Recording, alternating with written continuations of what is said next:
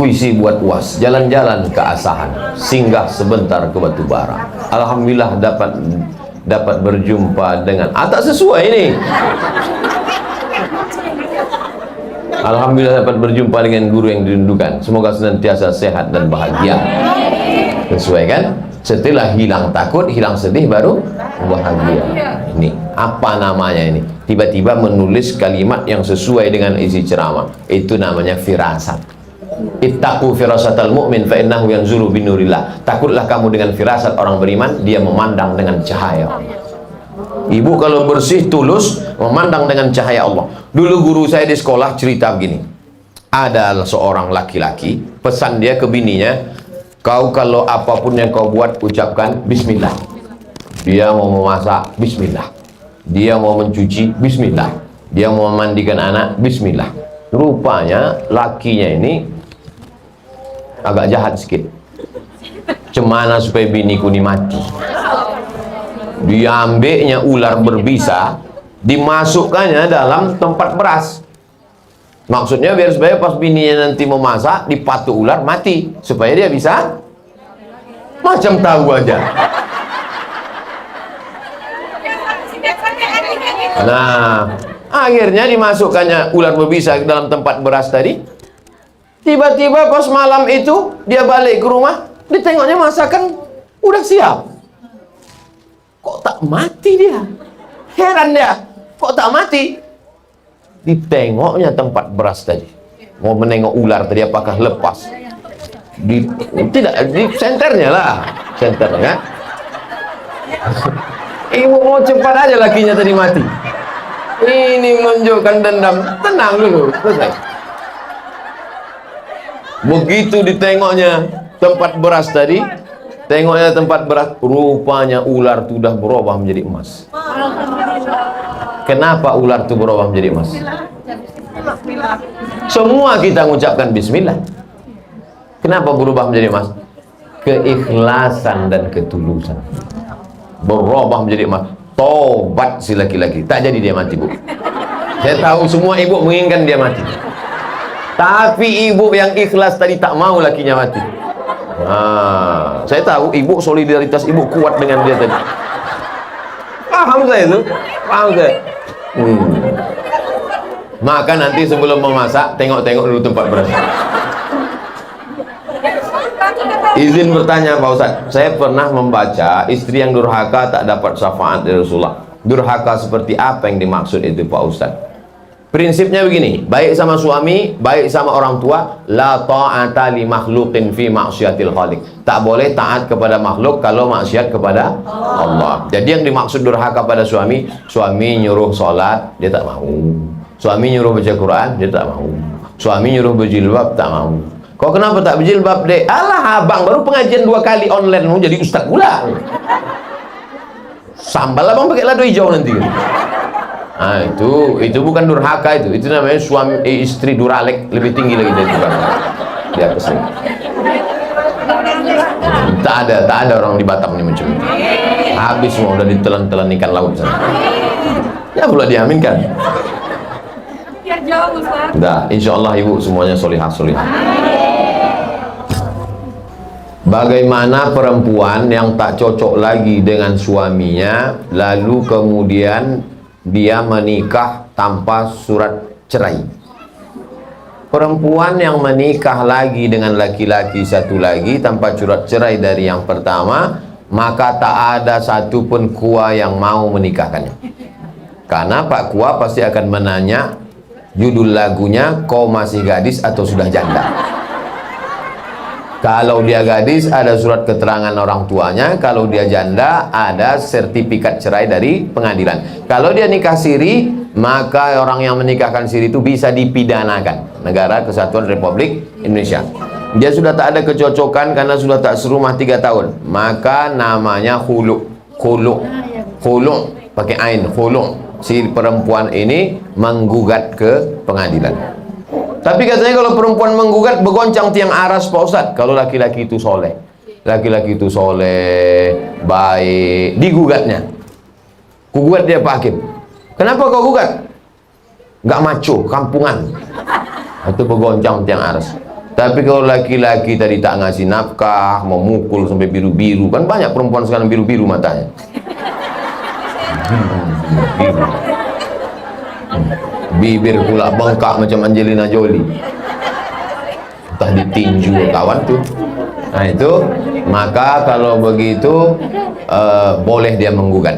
Nah, prinsipnya kalau tidak melawan Allah Subhanahu wa taala, la ta'ata li makhluqin fi ma'siyatil khaliq. Begitu prosesnya. Setelah keluar sertifikat baru. Kalau tidak, dia bisa digugat di pengadilan. Laki-laki itu bisa masuk penjara, yang menikah pun bisa masuk penjara. Karena kita negara hukum. Ini minta doa untuk almarhum. Bedanya kalau ayah emak kita tak kita sebutkan pun untuk binti sampai. Tapi karena ini bukan emak ayah saya, emak ayah bapak ibu, saya sebutkan namanya. Bapak Kamsani bin Haji Hasan, Ibu Aminah binti Anang, Ibu Nursyah binti Kamsani, karena tak ada hubungan nasab. Kalau ibu untuk ayah emak, ibu sholat malam, pahalanya langsung sampai. Automatically. Langsung, otomatis. Bayangkan ibu punya anak ibu hafal Quran, satu hari dia ngulang hafalan 2 juz, 1 bulan hatam, 1 tahun hatam 1 bulan hatam 2 kali, setahun hatam 24 kali, tiap hari dapat 2 juz sehari. Bertetangga pula sama kubur sebelah yang anaknya penyanyi metal, dapat yasin pas mau nyambut Ramadan nih. Itu baca yasinnya, yasin cepat tuh lah. Jangan. Beruntunglah anak bapak ibu yang hafal Quran. Ini mohon doa Ustaz anak-anak yang sedang belajar di pondok pesantren. Semoga Allah beri kemudahan dalam thalabul ilmi, diberi ilmu yang bermanfaat. Ini doa kedua. Doa yang pertama itu yang paling penting, tahan jadi pesantren. Betul. Kalau tak tahan, lari dia, lompatnya pagar, macam saya dulu lari. Apakah ada batasan dalam memahami hadis secara kontekstual? Sebab banyak saya temui orang mulai meninggalkan sunnah dengan alasan tidak sesuai dengan zaman. Kalau bertanya yang lebih sifatnya ilmiah, jangan umum. Tanya secara spesifik. Ini umum. Contoh sunnah meninggalkan sunnah karena zaman itu apa? Kasih satu contoh. Baru saya jawab. Kalau umum gini, ambil contoh meninggalkan sunnah bersiwak. Karena dia tak ngasih contoh, saya ngasih contoh. Ada orang mengejek bersiwak karena sudah ada pasta. Jangan bilang odol, karena odol itu merek. Yang tepat itu adalah pasta. Sama macam orang buat parkir, Honda dilarang parkir, Yamaha sama Kawasaki sama aja orang. Tolong bawakan odol, odol itu merek. Yang tepat itu tolong bawakan pasta. Karena sudah ada pasta, jadi tak perlu pakai siwak. Ini maksud pertanyaan. Sunnah bersiwak sampai hari kiamat tetap. Kenapa? Karena ternyata Nabi memakai siwak itu bukan karena siwak itu punya serabut, tapi karena memang kandungan dalam siwak menghilangkan bau mulut, menghilangkan ulat gigi, dapat memasuki celah yang tak dimasuki. Bahkan pasta ternyata mengandung pemutih. Pemutih itu berbahaya. Jadi sunnah bersiwak sampai hari ini, sampai hari kiamat masih tetap. Bahwa siwaknya dirubah menjadi pasta tidak mengurangi sunnah. Makanya sekarang ada pasta yang asalnya adalah dari siwak dikombinasikan dengan daun sirih, dengan kunyit dan lain sebagainya. Sunnah bersiwak tetap. Bolehkah saya minta ijazah hadis? Ijazah hadis apa? Ijazah arba'in, berarti dihafalkan dulu arba'innya, baru disetorkan. Hafal dari awal sampai akhir, baru saya ijazahkan. Ajaztuka kama ajazani syaikhi, aku ijazahkan kepada engkau arba'in sebagaimana guruku mengijazahkan kepada aku. Begitu cara ijazah. Itu tujuan kitab nih, kita khatamkan dulu di akhir majelis, baru saya ijazahkan. Nanti di akhir majelis. Kalau hadis musalsalat bil awwaliyah, aku dengar hadis yang pertama Qala ajazani Syekh Mahmud Abu Hashim, Syekh Dr. Mahmud Abu Hashim, Ani Sayyid Muhammad bin Alawi bin Abbas Al-Hasani Al-Maliki, an syaihihi bisanad al-muttasil ila sahabi al-jalil Abdullah bin Amr bin As, an Nabi sallallahu alaihi wasallam, ar-rahimuna yarhamuhumur rahman, irhamu man fil ardi yarhamkum man fis sama.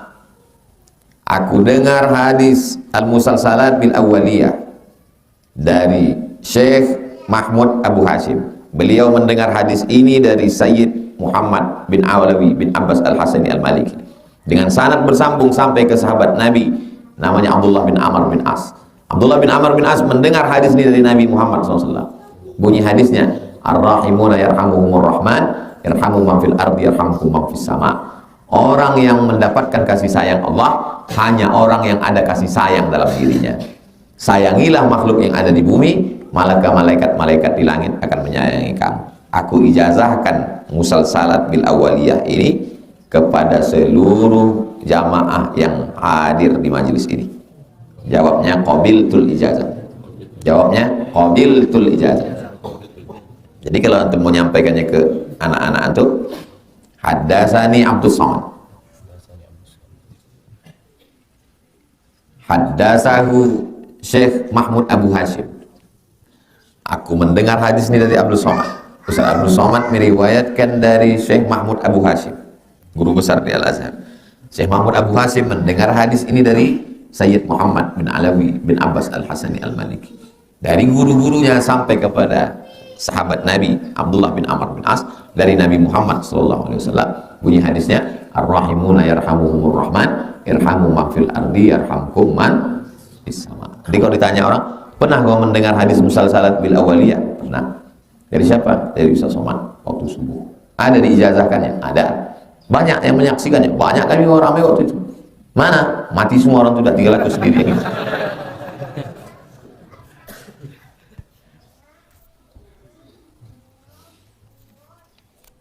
Di masjid tempat saya tinggal ada jamaah sholat berjamaah, tapi waktu doa bersama tak mau mengangkat tangan. Kenapa dia tak mau mengangkat tangan? Karena dia memahami sunnah itu cuma satu. Sunnah itu hanya perbuatan Nabi. Kalau tidak dibuat Nabi berarti bid'ah. Sunnah itu tiga. Yang pertama perbuatan Nabi, yang kedua ucapan Nabi, yang ketiga perbuatan sahabat yang disetujui oleh Nabi. Allahu Akbar kabira walhamdulillahi katsira wa subhanallahi bukratan wa asila. Apakah pernah Nabi sholat baca itu? Apakah itu sunnah? Sunnah. Sunnah apa namanya? Sunnah takririyah. Waktu Nabi jadi imam, ada makmum membaca itu. Allahu Akbar kabira walhamdulillahi katsira wa subhanallahi bukratan wa asila. Selesai sholat Nabi tanya, siapa yang baca doa itu tadi? Ana, aku ya Rasulullah. Ra'aitu bid'an wa salasuna malakan yabtadirun. Ku tengok 33 sampai 39 malaikat berlomba-lomba ingin mencatat doa yang kau baca. Hadis itu diriwayatkan Abdullah bin Umar bin Khattab. Kata Abdullah bin Umar bin Khattab, sejak mendengar itu aku tak pernah meninggalkan Allahu Akbar kabira walhamdulillahi katsira subhanallah bukratan wa asila. Puasa Nabi Daud. Nabi memuji puasa Nabi Daud, tapi tak ada hadis menyebut Nabi melaksanakan puasa Nabi Daud. Nabi memuji ahabbus siyam ilallah siyami Daud. Puasa yang paling disukai Allah puasa Nabi Daud. Adapun tentang berdoa diaminkan orang lain, majtama'a qaumun, sekelompok orang berkumpul, fayad'u ba'duhum, berdoa satu orang, wa yu'minuhum sa'iruhum, diaminkan yang lain, illa ajabahumullah, doa mereka itu dikabulkan Allah. Itu ucapan Nabi. Dan Nabi pernah mengaminkan doa waktu dia di atas mimbar, amin, amin, amin. Sahabat bertanya, apa kau katakan amin ya Rasulullah? Waktu aku naik ke mimbar pertama tadi, ku dengar malaikat berdoa, mu'dan liman adraka Ramadan falam yughfarlah. Celakalah orang yang jumpa Ramadan tapi dosanya tak diampunkan. Amin. Mu'dan liman adraka walidahul kibar ahaduhuma aw kilahuma falam yudkhilahul jannah. Celakalah orang yang jumpa dengan kedua orang tuanya tapi dia tak berbakti sehingga tak masuk surga. Amin. Jadi cerita tentang doa diaminkan orang lain itu ada dasarnya. Digabungkan beberapa hadis, ditariklah kesimpulan bahwa kalau ada yang berdoa dan ada yang mengaminkan, itu termasuk sunnah. Tapi karena orangnya sudah belajar, orang belajar di pondok 7 tahun, pergi lagi belajar 7 tahun, mengambil kesimpulan dari banyak hadis. Dia belajar cuma 5 aja. Kalau tidak dibuat Nabi bid'ah. Orang 20 tahun belajar, itu pun tak sanggup membid'ahkan. Dia belajar cuma ini. Kalau tidak dibuat Nabi bid'ah, paling enak. Tobat, gunting kaki celana, panjangkan janggut, jurus 5 jari. Kalau tidak dibuat Nabi bid'ah, habislah. Antum kalau mau nengok video lengkapnya, kumpulkan semua imam-imam sekota Pekanbaru di Masjid Ar-Rahman, dikumpulkan oleh Profesor Akbariza. Saya menyampaikan materinya, video lengkapnya share, judulnya, cara mencarinya, UAS Takwil. UAS Takwil. Tulis itu, UAS Takwil, tengok judulnya, Pembinaan Imam Masjid Paripurna 9 bulan yang lalu. Jadi dibuatkan grup Riyadhus Shalihin mana? Share di grup. Udah dapat videonya? Pembinaan Imam Masjid Paripurna, udah? 2 jam saya ngomong situ, 2 jam. Kesimpulan yang dari 2 jam ini saya sampaikan kesimpulannya. Dengar baik-baik. Mereka melihat saya 3. Pertama, Abdul Somad itu pelaku bid'ah. Kalau sudah pelaku bid'ah berarti dolalah. Kalau sudah dolalah berarti finnar. 2, Abdul Somad itu musyrik. Kenapa musyrik? Karena kalau berdoa dia bertawassul. Yang ketiga, Abdul Somad itu kafir. Kenapa kafir? Karena dia mentakwil ayat mutasyabihat. Jadi kalau antum tonton nanti mereka menyerang saya mati-matian, antum jangan bingung. Kenapa orang ini benci kali dengan Abdul Somad? 3. Karena saya pelaku bid'ah, karena saya musyrik, karena saya kafir menurut pendapat mereka. Inilah bibit-bibit radikal. Radikul itu aja. Melihat orang lain sebagai pelaku bid'ah, musyrik, kafir. Jelas? Antum tonton itu nanti pas tenang-tenang, dengarkan. Itu pakai infokus, jelas dalil-dalilnya. Kok bisa dia melihat kita 3? Apa sebab? Jelas di situ. Bagaimana hukum memakai ikat pinggang dari kulit? Karena kita tak tahu ikat pinggang tersebut dari kulit apa. Mazhab Maliki, walaupun binatang itu haram dagingnya dimakan, kulitnya kalau disama tetap bisa. Makanya di Sudan itu mazhabnya Maliki, buaya itu digantung besar-besar. Mau saya bawa dan mau saya beli, kata orang KBRI, bahaya, nanti waktu di airport bisa ditangkap. Tak boleh, maka tak jadi saya bawa. Gading gajah, gigi harimau, buaya besar-besar, ikat pinggang, sepatu. Memang kulit buaya itu betul.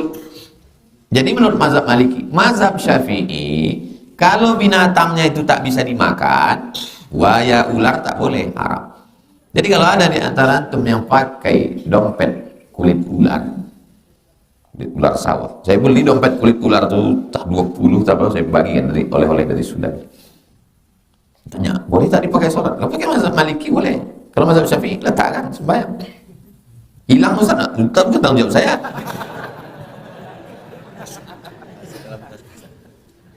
Jelas? Mazhab Maliki, kalau binatangnya itu tak boleh dimakan, ular, buaya, maka kulitnya boleh disamak, dipakai. Tapi kalau mazhab Syafi'i, yang boleh itu kulit kambing, kulit sapi. Kalau ragu Pak Ustaz, da'ma yuribuka ila ma la yuribuka. Ini dompet, letakkan. Supaya dia tak ikut sholat. Tak tahu kita tentang kulit apa. Saya sholat pakai mazhab Syafi'i. Dalam masalah kulit ini saya pakai mazhab Maliki. Boleh? Boleh. Yang tak boleh itu satu ibadah dicampurnya dua mazhab. Cara berwuduknya mazhab Syafi'i, membatalkannya Maliki. Laki-laki perempuan kalau tak nafsu tak batal, berwuduk dia di rumah pakai cara wuduk Syafi'i. Pergi ke hotel undangan, barakallahu lakum wa baraka alaikum wa jamaah, dikenakan yang ujung mempelai perempuan. Habis itu sholat dia di Masjid Ar-Rahman. Wuduk kau kan batal, mazhab Maliki tak batal. Tapi cara wuduk kau tadi Syafi'i, itu yang tak boleh. Tidak boleh talfik dalam satu qadiyah, dalam satu ibadah.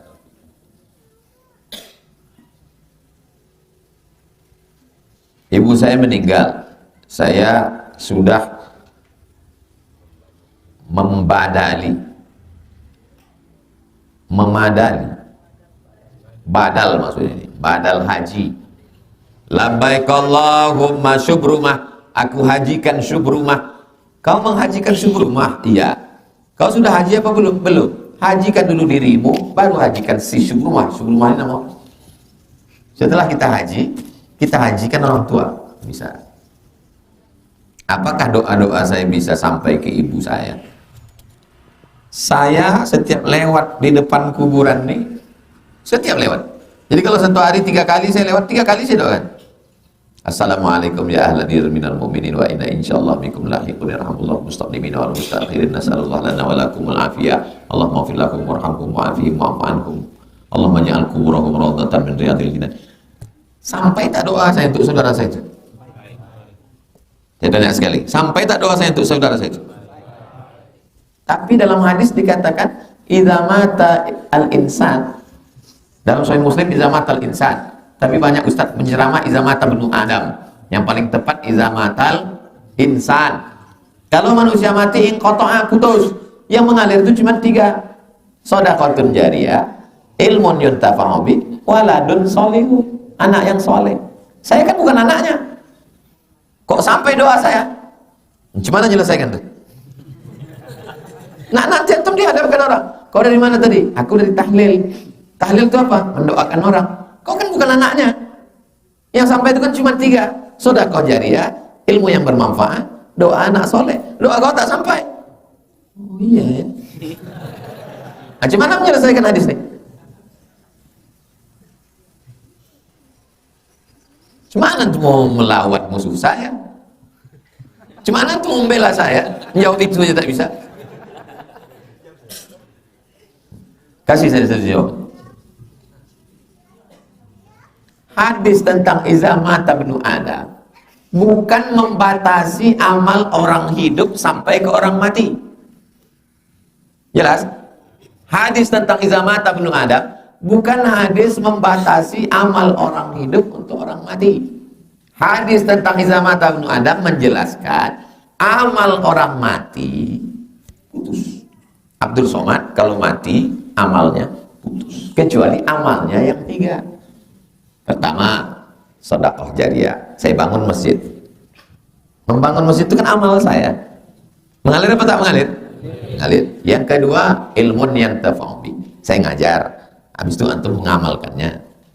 Mengalir apa tak mengalir? Mengalir. Yang ketiga, waladun sholihun. Sedekah jariyah amal saya. Ngajar amal saya. Anak saya itu amal saya kan?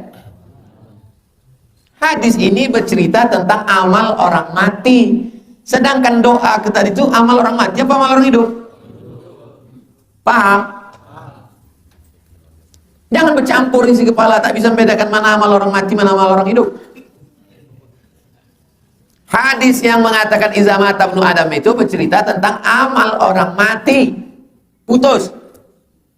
Sedangkan doa assalamualaikum ya ahla diyar amal orang hidup. Badal haji itu amal orang hidup apa orang mati? Hidup. Amal orang hidup, kan dia hidup tuh, tawaf tuh hidup tuh. Baca Yasin tuh amal orang hidup, orang mati. Amal orang hidup. Yang 3 tadi itu amal orang mati. Sedekah jariyah, kan udah mati orangnya. Ilmu yang bermanfaat, kan udah mati orangnya. Anak, saya nggak paham Pak Ustaz. Kalau sedekah jariyah amal Ustaz saya paham. Kalau ilmu yang bermanfaat, amal ustadz saya paham. Anak itu saya tak paham. Anak saya itu kan amal saya. Kalau saya tengok aja bini saya itu bisa hamil dia. Bisa. Paham. Banyak orang tak paham hadis ini sehingga dia tak mau ikut tahlil. Kalau ngaji dia sama saya, paham dia. Karena kalau saya menjelaskan itu kalimatnya, saya ini tak pandai berkata-kata lemah lembut gemulai. Saya ini orangnya simbah daun nampak bu. Jelas kalau saya bercakap. Kata-katanya itu pilihannya jelas. Tak bisa mengandung Islam. Jadi kalau ada orang bilang ceramah Ustaz itu tak jelas, dia tak jelas. Saya jelas. Berdasarkan yang saya dengar pada kajian tentang pernikahan dengan saudara sewali, saya laki-laki punya anak perempuan menikah dengan anak abang saya. Antum laki-laki punya saudara laki-laki, anak antum dengan anak saudara antum menikah, boleh atau tak boleh?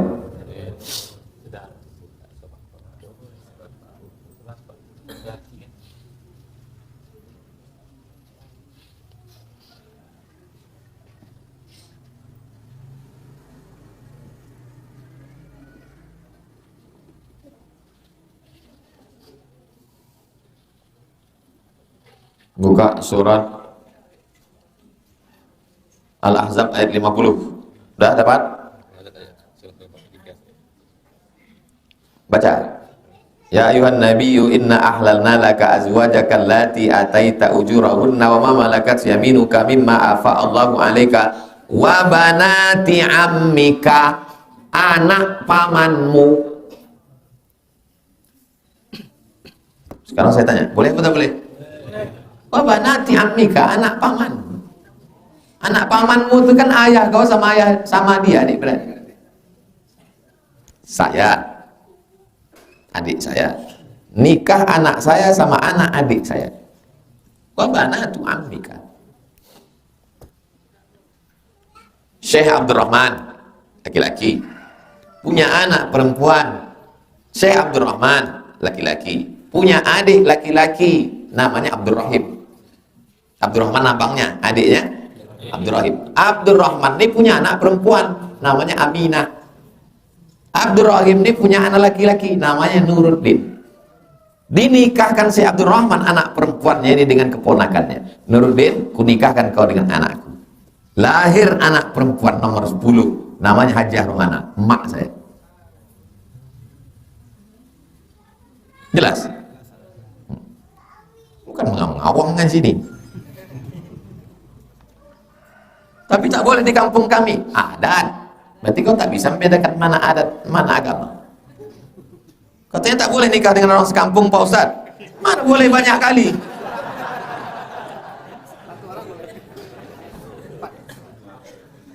Iltaribu tasihbu, menikahlah dengan orang jauh, maka kau akan sehat. Ungkapan Umar bin Khattab. Kenapa unyang saya menikahkan dekat? Karena Abdurrahim ini meninggal. Nuruddin ini anak laki-laki tunggal dari ibu yang lain ada. Dia mau keponakannya nikah supaya terjaga keluarga dia. Zaman itu zaman penjajahan, Belanda, Jepang masuk ke kampung. Payah dia menjaga keluarga ini kalau nikah sama orang lain. Ada sebabnya. Tapi untuk zaman aman sekarang, antum jangan nikah dengan sepupu keluar segitu aja. Nikah. Antum orang Batak, nikah sama orang Jawa. Bisa biar beruntung. Antum tulang jadi emas.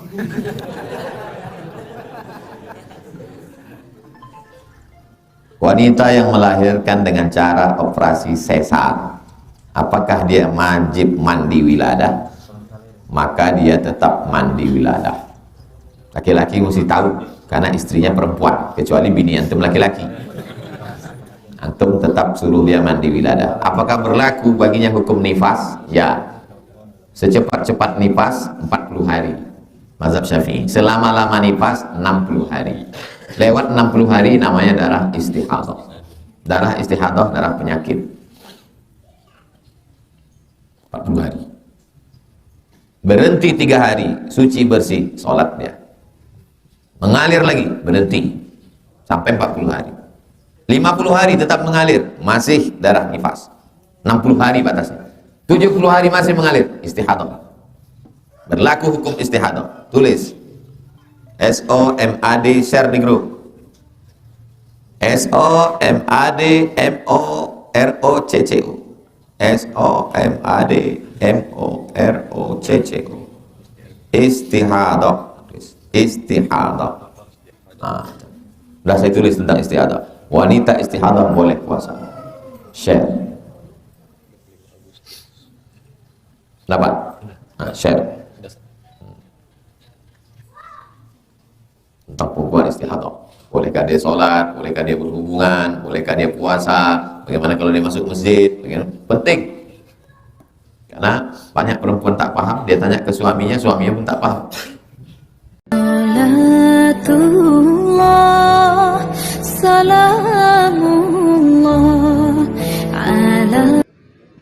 Assalamualaikum warahmatullahi wabarakatuh.